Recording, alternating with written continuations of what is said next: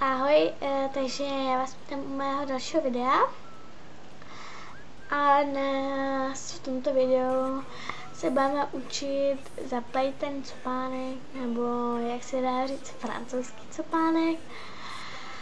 A jdeme na tom, protože vlastně ten copánek je celkem lehký. A nevím, co ještě říct, takže jdeme na to, já se otočím. A vy mě uvidíte. Jo, se budu snažit hodně řvát, abyste mě slyšeli.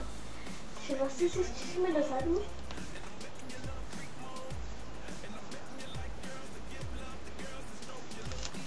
Tak.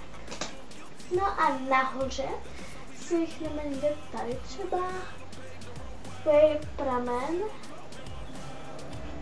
To asi všichni víte, jak na to čišu. Tak nějak takhle. A rozdělím na dva prameny. Na tři, pardon, ne na dva, ale na tři. Jdeme ty tři prameny a jdu tímhle s tím po straně. Prostřední přes prostřední a tímhle levým přes prostřední pramen. Takže utáhnu, tímhle si všechny ty tři prameny a ze strany si takhle vezmu pramen vlasu a pokračuji až k tomu postranní. A ten postranní i s těma přidanýma vlasama dáme přes prostřední. A utáhneme.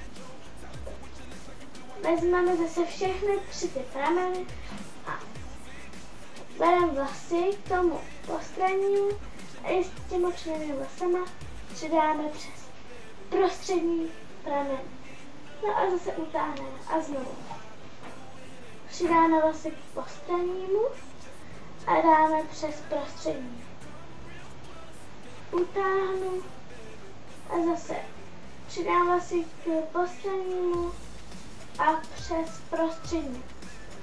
No a takhle to dělám pořád dokola, dokud mi už na hlavě vlastně nezbydou vlasy, takže pořád utahuju všechno. Já totiž nemám moc dlouhý vlasy, takže to mám celkem rychle a taky jich nemám nějak hodně. A takhle prostě pořád jedu. A takhle vidíte, že už mi nezbyly žádný vlasy. Tak to normálně dopletu, nebo to dám vlastně do takového člunku. Dopletu, se budu koukat na nás.